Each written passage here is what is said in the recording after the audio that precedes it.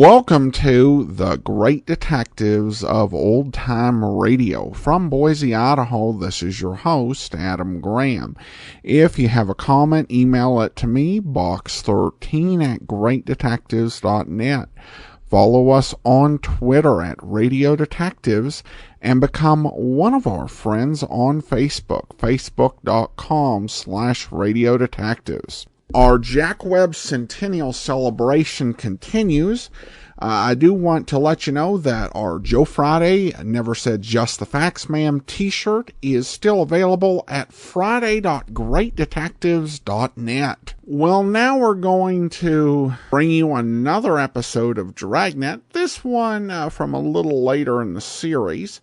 The original air date, October the 27th, 1953. And the title is The Big Fraud.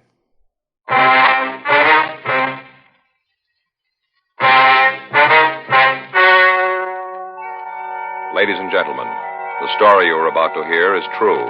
The names have been changed to protect the innocent.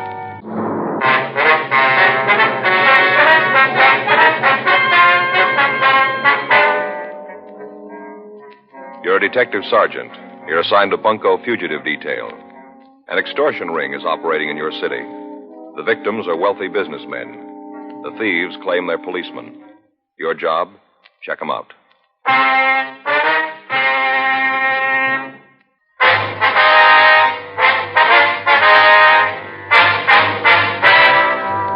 Dragnet, the documented drama of an actual crime. For the next 30 minutes, in cooperation with the Los Angeles Police Department, you will travel step by step on the side of the law through an actual case transcribed from official police files. From beginning to end, from crime to punishment, Dragnet is the story of your police force in action.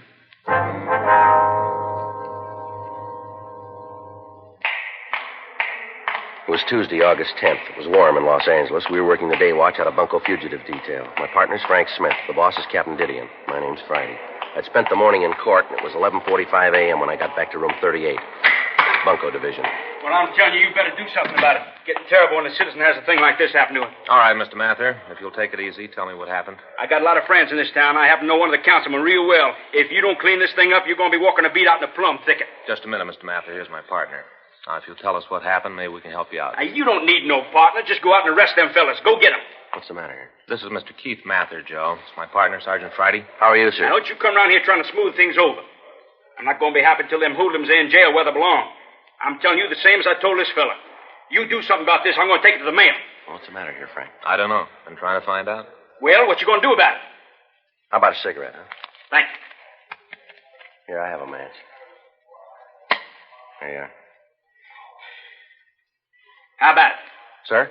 Well, how about it? What you going to do? Well, sir, if you'd start right at the beginning and tell us what this is all about, maybe we can give you a hand. Well, there isn't a shoe shine in the world that's worth $5. I don't care what kind of wax they use, not for $5, no, sir. Shoe shine? Yes. They call it imported wax. Where they charge for it must be brought in from Timbuktu. Ridiculous. I'll get the report. Right. Take a match and light it, and they burn the edges of your shoe soles. Don't do nothing but smoke up your shoes, that's all. Just smoke up your shoes, a $5 hot foot. You want to give us your full name, sir? Keith Jefferson Mather. Right down the street that threatened me. Where'd this happen, sir? Shoe shine stand, the corner of Main and Cola. Little place with pin-up pictures all over the walls. Never seen so many pin-ups. Mm-hmm. Do you know if they had a card showing the prices of the shines? Well, I didn't see one. Only them pictures, hard to tell. Well, if you just tell us in your own words exactly what happened, will you, please? I was on my way to work. Had a very busy day, a lot of important appointments. I just parked my car and I was walking along and went by this place. Fella standing there asked me if I wanted to shine. Just so happened I did, so I climbed up in a chair. Well, I was sitting there reading the paper, and the man asked me if I wanted imported wax. I wasn't paying a lot of attention. I guess I said yes. Next thing I know, I think he's trying to give me a hot foot. I look down, he's got this big kitchen match out. He's burning the edges of my soles. Smoke coming up. I told him to stop it. I got down from the chair. I was plenty sore. You can just bet I was sore. Plenty. Yes, sir, we can understand. Well, I handed him $50. Figured that'd take care of the tip, too. Wasn't a very good shine. Come right down to it, a $50 was too much. All that smoke. Next thing I know, he said the shine was $5. $5? Almost climbed right down top of the place. Couldn't believe my ears. Can you imagine $5 for a shine? That's when the men got out of the car, did they? That's right. Them three fellas got right out. Say, how'd you know about that? Well, sir, this isn't a new operation. You mean tell me this happened before? Yes, sir. We get a couple of dozen complaints a week. We'll finish up this report, and then if you'll point out the place, we'll have a look. Then you can just start writing. I told you I had a lot of important appointments. I can't spend all day here. Can I see someone here, please? Yes, sir. You want to go ahead with this, Frank? I'll see what he wants. Yes, sir. Yes, sir. Could I help you? I want to give myself up. Sir? This is Bunko Fugitive, isn't it? That's what it says on the door. Yes, sir. That's right. I want to give myself up. I'm tired of running. I haven't got any place to go. Would you like to tell me what this is all about? I gave him every nickel I had. I haven't even got enough money to go home. All I want's enough to eat on and get back home. I gave him everything. I don't believe I understand you, sir. I gave him all the money I had. He said it'd be all right. Now I'm broke, and I want to borrow enough to get home. Well, who are you talking about? Who'd you give the money to? Policeman. The man who'd walked into the office identified himself as Martin Dietrich. From the story he gave us, it appeared that he'd been the victim of a shakedown by a person or persons representing themselves as police officers. We turned the shoeshine parlor complaint over to one of the other officers for investigation, and then we took Dietrich across the street to the Federal Cafe. We sat down in a booth and ordered coffee while the victim had breakfast. He acted as if he hadn't eaten in several days. Frank and I waited until he finished, and then we started to question him. If you'll just tell us what happened, Dietrich. Sure. I'm from Chicago. I work for a wholesale drug company back there, and I had to come out here on business. I got in last Saturday. That'd be August 7th, would it? Yeah, the 7th. I got in at 8:45 on the Super Chief. Well, I didn't have any business to do until yesterday, so I thought I'd look the town over, get settled, you know? Yes, sir. I didn't even have a hotel reservation, so after I got off the train, I was waiting for my baggage to be checked through, and I went over to the coffee shop for some coffee. Sat down, started to read the paper. Must have been there for about 15, 20 minutes when this guy came in and sat down next to me. Go ahead. He just sat there for a couple of minutes. I didn't pay any attention to him. Busy reading the paper, you know. Mm-hmm. Then he asked me for a match. I gave him one, told him to keep the pack. I remember telling him that. Next thing I know, we're in a big conversation. Turns out he's from Chicago, too. Did he tell you his name? He said it was Gabriel Bush. Told me he was in the wholesale liquor business. Said he was out here on a selling trip, checking up on the branch office. Well, I went right along with him. Seemed like such a nice fellow. Well-dressed, cultured. Yeah, even knowing it, you sure wouldn't figure him for what he was. What was that, sir? A narcotic addict. You sure about that? Well, I should be. It cost me over $3,000 to find out. You want to go on, sir?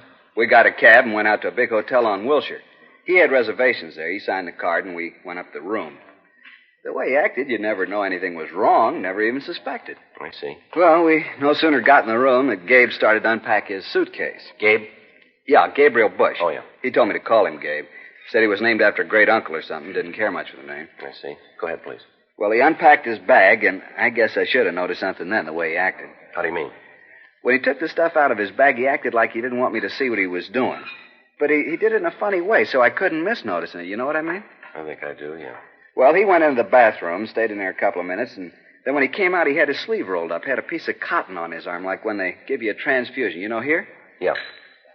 He had this little leather case, and when he went to put it away, he dropped it.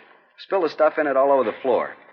I should have gotten out right then, right there. If I'd have had any brains, I would have gotten out. What was in the case, do you know? All the stuff for taking narcotics, hypodermic needle, all that stuff. Now, what did he say when he dropped this? He just tried to laugh it off. And then he told me that he was a diabetic, said that he had to take insulin shots. About that time, the other two guys came in. What these two men want? Said Gabe was a narcotic addict. Said they'd been after him for a long time and that they'd gotten word from the Chicago police that he was coming out here. Yeah? He told me that they'd been following us since we got off the train. Been following us all the time. What'd they do then? Took us downstairs and put us in a car. Said they were going to take us to jail. Tried to talk to him, tell him I didn't have any part in what Gabe was doing. I didn't even know about the narcotics. One of them said they knew that. That you weren't involved in it? Yeah. Then the other one opened up the glove compartment of the car and took out a microphone, called in here to police headquarters. Gave them Gabe's name and mine. Said they had us in custody and were bringing us in. And I kept asking the one guy in the back with me to let me go, let me get out of the car. What'd he say? Oh, he told me that they'd like to, but it was too late. That they'd already called in my name, said they couldn't do anything about it now. I told him how it would ruin me if the story got out. How could I explain it to my bosses? That's when they told me there was a way. Yeah. The one fellow said that if I could afford to take care of all the policemen who knew that I'd been picked up, maybe they could fix it. The other one, the one in the front seat, said that wasn't a good idea, that they should book me. Well, they got in a discussion about it. The one guy wanted to let me go. The other one said not to. Finally, the one with me, the one in the back seat, won out. I gave him all the money I had, $3,350. How much? $3,350. I see. Then they pulled the car over to the curb and told me to get out. The badge these two men showed you, did it look like this one? I think so. I was so worried I didn't get a real close look at it. I think it was the same. I see. Either one of them tell you their names? Not the one in the front seat. The one who wanted to let me go said his name was Lang. Said he was a sergeant. He tell you where he worked? Just narcotics, that's all he said. You gave him this money all in cash, did you? Yeah, all of it. Say, do you know him? You know these two officers? No, sir, we don't. You said they were policemen. The badges, the police car, even the radio. Did you hear anyone talk back to him on that radio? I don't remember. I was so upset about what was happening, I didn't pay any attention to what was going on. All I could think about was that I was going to jail for something I didn't know anything about. No, I don't remember. What kind of a car was it? A Chevrolet. What color? Sort of a light gray. Will you show us the hotel where all this happened? Sure, but I don't understand all this. The other two policemen said that if I gave them the money, everything would be all right. They said they could fix it up. Now, I don't want any trouble. All I want is enough money to get home. They said they'd fix the whole thing up. They told me there wouldn't be any trouble. No trouble. Yes, sir. You think they're really cops? I don't know, but they're wrong about one thing. What's that? There's going to be trouble. 12:52 p.m. We took the victim, Martin Dietrich, back to the city hall. We got in touch with Lieutenant Iannone, Internal Affairs Division. We filled him in on what had happened. He started an immediate check of all police officers in the city and the county. Working from the description we'd gotten from the victim, we notified the narcotics detail. They went to work on it. A local and an APB were gotten out on the suspects. We checked the name Gabriel Bush through R&I, but when the mug shots from the packages that we came up with were shown to Dietrich, he was unable to give us an identification. 3:15 p.m. We drove the victim out to the hotel where he told us the shakedown had occurred. In the company of the manager, we went upstairs. Come right in. This is the room. How about it, Dietrich? Yeah, this is where he brought me. Mr. Alden, do you know anything about the man who took this room? You mean Mr. Bush? Yes, sir. No, I don't. I do remember when he came in, registered with this gentleman here. Had a reservation. I had the boy bring him up to the room. Yes, sir. Well, all the time Mr. Bush was signing the card, he was telling Mr. Dietrich here that there was a convention in town, how all the hotels were full up. Well, that's not right. We haven't had a really big convention in a couple of months. Why, right here in this place, we've got several rooms we could have let Mr. Dietrich have. Not that we're not doing a good business, you understand, not at all. Yes, sir. But we do have a few very nice rooms. Have you ever seen this Mr. Bush before? No, I don't think I ever have. All right, sir. If we could take a look at the registration card, and then we'd like to talk to the cashier. Sure. Do you know if their bill was paid when they checked out? I imagine so. I don't collect the money. Cashier does that. We can ask her. All right, sir. You think you might get a clue from her? Well, we'd like to talk to her if we could. She won't be able to tell you anything that I haven't filled you in on already. Sir? Well, it follows. I'm the manager here. Anything goes on, I'm going to know about it. Not only that, but I've worked a lot with our security officer. How's that, sir? House detective? Oh, yeah. Oh, yes, I help him out all the time. People are always trying to get away with hotel property, but we stop them. Come right down to it, I could almost be a policeman myself. All I need is a badge and a gun. Afraid you're a little wrong there, mister. Just a badge and a gun. They don't make you a cop.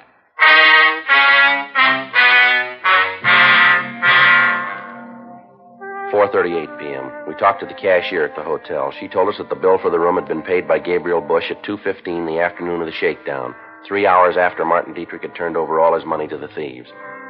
She told us that the bill had been paid with cash and that she could give us no further information on the man. We obtained the registration card the suspect had signed when he checked into the hotel. In the usual processing of the card by hotel employees, it had been handled so much that lifting fingerprints from it was impossible. The card was turned over to Don Myers in handwriting to be checked. 5:20 p.m. The victim started to look through the photographs of police officers. Lieutenant Iannone's preliminary investigation had failed to turn up any police officers who matched the description of the shakedown men. A check with the officers from narcotics detail netted us nothing. They were still checking their sources of information to help us in coming up with a lead. 11:16 p.m.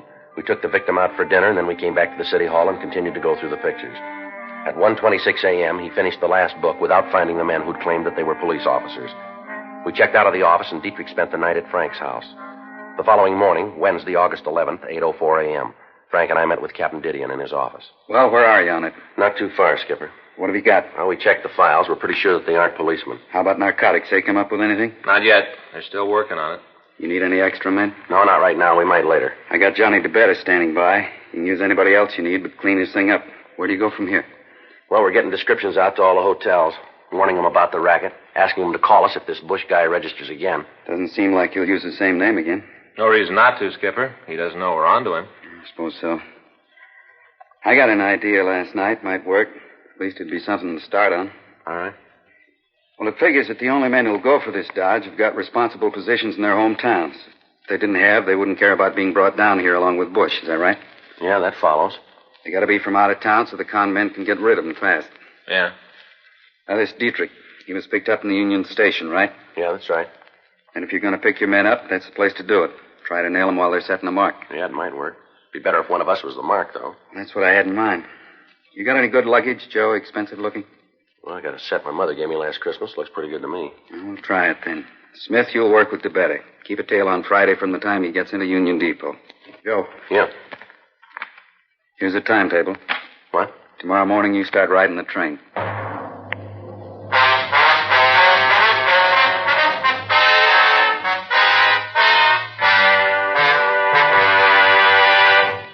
You are listening to Dragnet, the authentic story of your police force in action. It's taking place at your dealers, cigarette dealers coast to coast. Smokers by the thousands are now changing to Chesterfield. Join them today, and you'll be smoking the only cigarette that gives you proof of low nicotine, highest quality. I want you to know that's a matter of record. And so's this. As I've been telling you, Chesterfield is the only cigarette with this proven record with smokers. No adverse effects to the nose, throat, and sinuses from smoking Chesterfields. Good reasons why you should change to Chesterfield? You bet. Ask for Chesterfield. Regular or king size, best for you.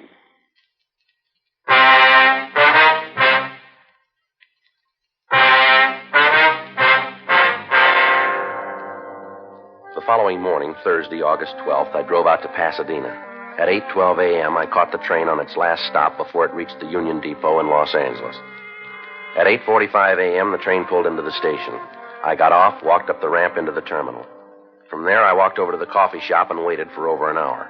From where I sat, I could see Frank and Sergeant John DeBetta further down the counter. At the end of the hour, no attempt had been made to approach me, and we called off the operation for the day. While I was in the coffee shop, I watched for anybody matching the description of the suspect, Bush, but if he was there, we didn't see him. The operation was staged again for the next 2 days without results. On Sunday, August 15th, I went through the same procedure. After the waitress brought my coffee, I waited. 9:02 a.m. Mind if I sit down here? No, go right ahead. Here, I'll move my coat. I'll get it for you. You're not going to need an overcoat out here. Sure is hot. Yeah, I guess so. This is my first trip. Thought I'd bring one with me anyway. California weather, you know. Yeah, never know. Where are you from? Chicago? Oh, you take the chief in? Yeah. Just thought I'd have a cup of coffee before I start out to find a hotel. Yeah. Guess I had to introduce myself. I'm Gabriel Bush. Friends call me Gabe. Well, my name's Friday. Did you just get in, too? Yeah. I work for a wholesale liquor company in Chicago. It's a small world. Where are your offices? On State Street. We've had a little trouble with our West Coast office, so the boss sent me out to see if I can straighten it out. What are you doing here? Oh, just kind of business and pleasure. Mm-hmm. What line you in? Machine tools. Well, how long are you going to be in town? Well, as a matter of fact, I'm leaving Tuesday. That doesn't give you a lot of time here. You know anybody in town? No, sir, I don't. Not a soul. Where'd you say you're staying?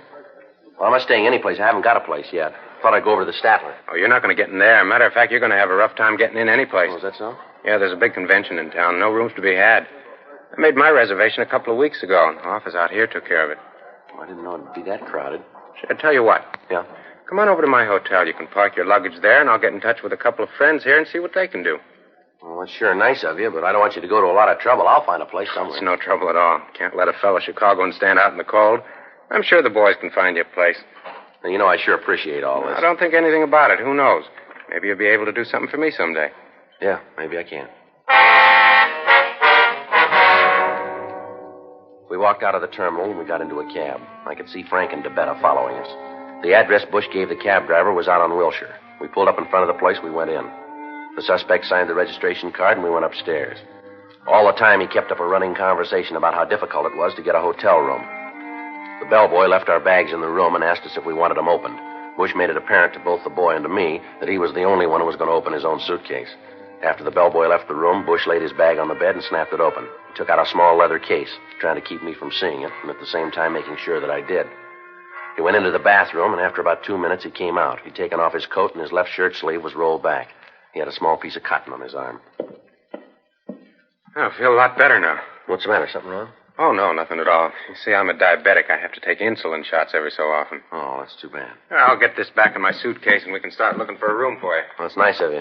Oh, Oh, here, let me give you a hand. I'll help you pick it up. oh no, it's all right. Don't worry about it. I can get it. Here, just a minute. I guess this spoon's part of it, isn't it? Oh, yeah. I didn't know you used a spoon for insulin.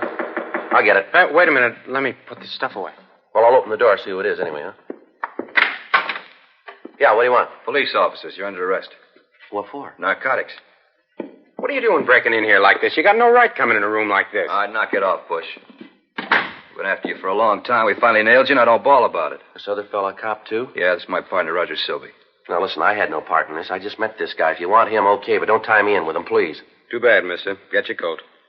Where are we going? Downtown, we got to book you. But I had no part in this. I tell you, I just met the guy just this morning down at the depot. I just met him. I'm not mixed up in anything. If my company finds out about this, it's going to cost me my job. Now, you guys got to give me a break, please. Should have thought of that before, mister. A little late now. Yeah, but if my boss hears about this, he's going to kill me. Come on, why don't you give the guy a break? He's telling the truth. I just met him. He's got no piece of the action. That's rough. Maybe next time he'd be more careful who he bums around with. Let's go. Oh, please, give him a break. You guys are all alike. You cry when you get tagged. Yeah, but this isn't right. Let's go. We're taking you in. Well, what's the charge? We'll tell you in jail.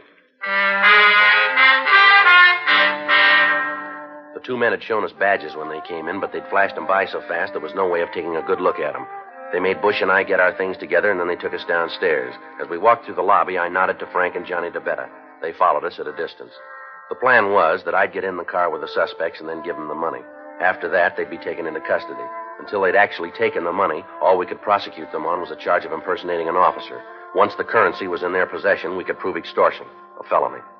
After we left the hotel, we walked up Wilshire Boulevard, and we stopped by a gray Chevrolet. All right, get in. Is this a police car? That's right. I'll take this one in front with me. Okay. All right, get in. You're making a mistake. We'll let the judge worry about that. I'll call in and tell him we're coming in. Right. This is car 12-7, car 12-7. We have two prisoners in custody. We're taking them downtown for booking. Repeat, we have two prisoners in custody. We're taking them downtown for booking.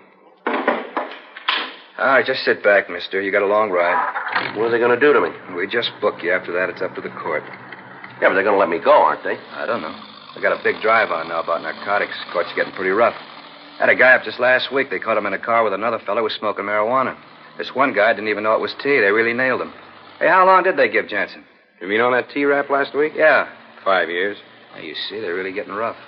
Yeah, but you know I didn't have anything to do with this. You said that yourself. You know that. Listen, isn't there some way? There's got to be a way. I don't know. We don't like to see guys like you nailed, but the pressure's on us, too. We'd like to just let you out of the car, forget we ever saw you. We can't do it. Why not? Why can't you? Too many people know we picked you up. Well, who? Who knows it? Well, our office, for one. As soon as we spotted you and Bush at the hotel, we called them. Told them we were going to take you into custody. My partner just called in and told them we had you. People on the radio know it. Must be a couple of dozen. No, I'm sorry. There's nothing we can do. Sorry. It's a lousy deal. It's going to ruin me. You guys know that. I'll lose my job. I'll be through. I don't know. We'd like to help you out, but you can see there just isn't any way.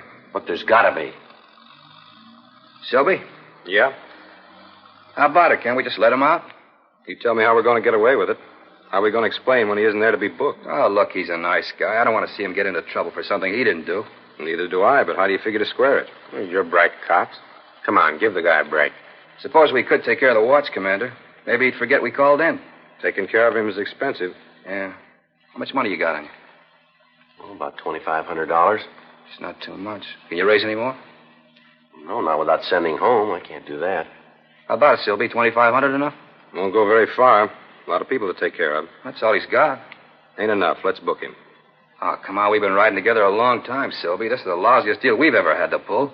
If we take the $2,500 and explain it to the commander, it'll work. Come on, let's give the guy a chance. If it goes wrong, it's on your neck. All right. I'll take the beef. Okay, shove him out. We got to take Bush in, though. All right. Come on, give me the money. Sure. Here you are. It's all there. Okay. Silby? Pull over. Let's let him out. Where are we? 4th and Spring. Would you mind dropping me off a couple of blocks up the street? This isn't a taxi service, mister. You're coming out of this smelling like a rose. Don't press your luck. No, just a couple of blocks up there near First. Why, what's over there? City Hall. You're under arrest.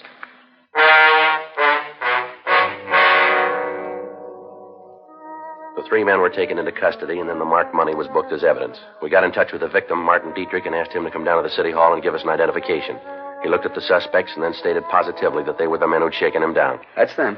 You'll sign a complaint? You bet I will. I want to see them get theirs. Oh, it's all a beef, little con game, that's all. So we took the mark. Shut up, Lang. They still got to prove it. That ain't going to be hard with the help your friend Gabe handed out to them. Imagine being so dumb you pick a cop as a mark. You know, both of you went along with it. Oh, you're dumb, Gabe. Face it. All right, let's go. Come on, mister. Don't give me no orders, cop. You got me in custody, that's enough. Now don't order me around. I'll go when I'm ready.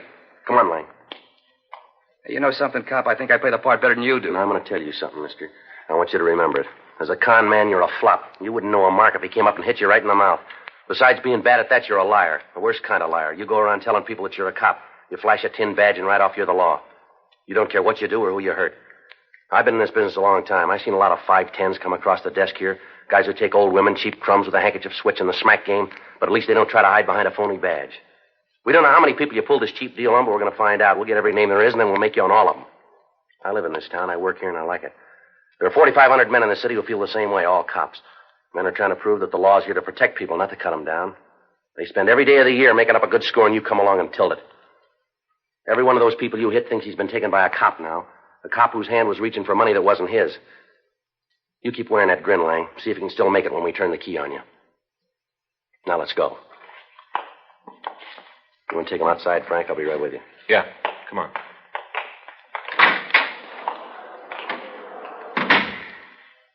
That all you need me for?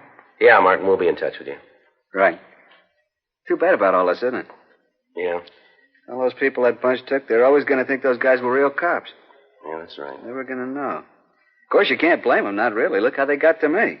I guess there just ain't any way to tell if a guy flashes a badge, you know. How you going to tell? Yeah, there's one way.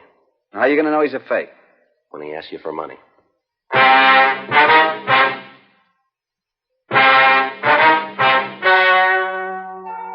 The story you have just heard is true. The names were changed to protect the innocent. On December 17th, trial was held in Department 92, Superior Court of the State of California, in and for the County of Los Angeles. In a moment, the results of that trial. Now, here is our star, Jack Webb. Thank you, George Fenneman. Friends, we'd like to express our appreciation to all of you who've made our Dragnet theme song so popular. Thank you.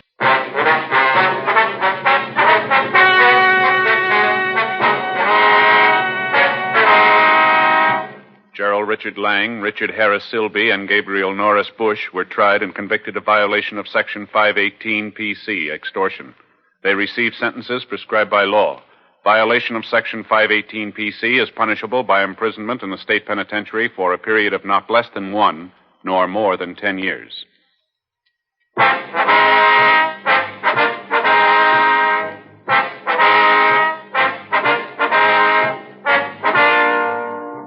You have just heard Dragnet, a series of authentic cases from official files. Technical advice comes from the Office of Chief of Police W.H. Parker, Los Angeles Police Department. Technical advisors, Captain Jack Donahoe, Sergeant Marty Wynn, Sergeant France Brasher.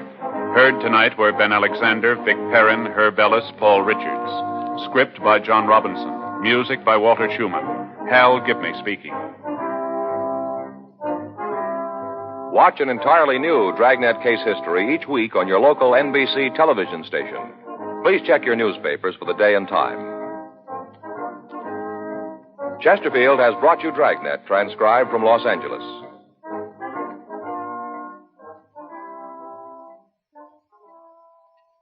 Hear Frank Sinatra as Rocky Fortune tonight on the NBC Radio Network. Welcome back. Well, I obviously chose this because it's a favorite of mine, and there's so much that I really enjoy about this one. In fact, it's one that the 1960s series would later use, with probably a different case, with some criminals who were a little bit bolder. You know, they carried their whole scheme all the way into the City Hall building, which, you know, I think definitely showed greater commitment, but was a bit foolhardy and set up a really good arrest scene.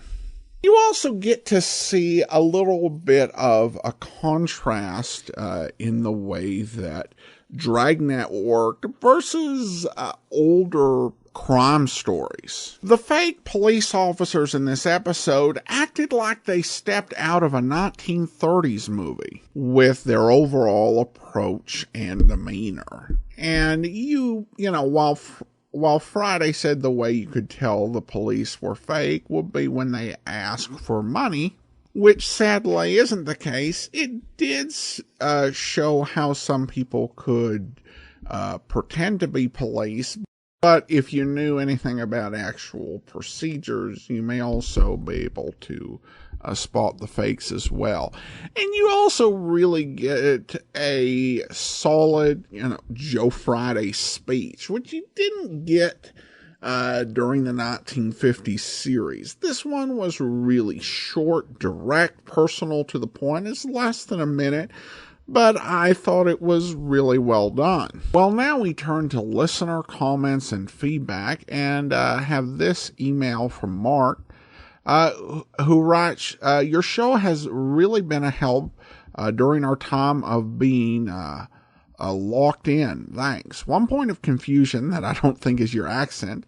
I seem to hear you saying Lila or Lila, but you seem to spell it Lilla. Lilla. Which is it? Well, it is Lilla, but it's pronounced Lila Rose, or that's at least how I've heard it. lilarose.biz/Ashira.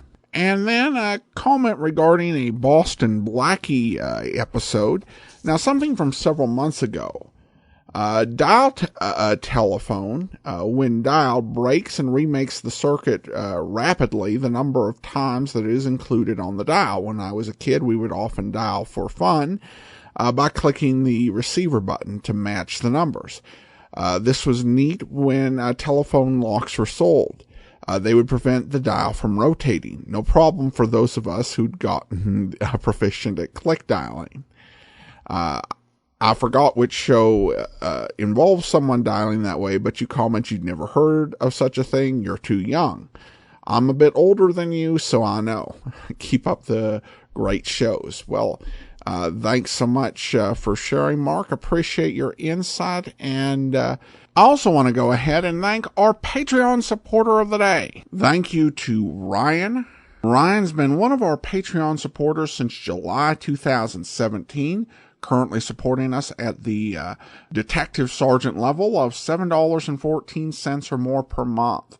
Well, join us back here tomorrow as we present our 3,100th episode special to conclude our Jack Webb Centennial celebration.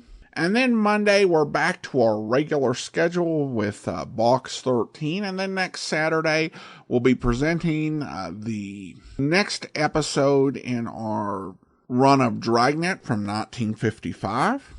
In the meantime, if you do have a comment, send it to me, box13@greatdetectives.net. Follow us on Twitter at Radio Detectives. And become one of our friends on Facebook, facebook.com/Radio Detectives. From Boise, Idaho, this is your host, Adam Graham, signing off.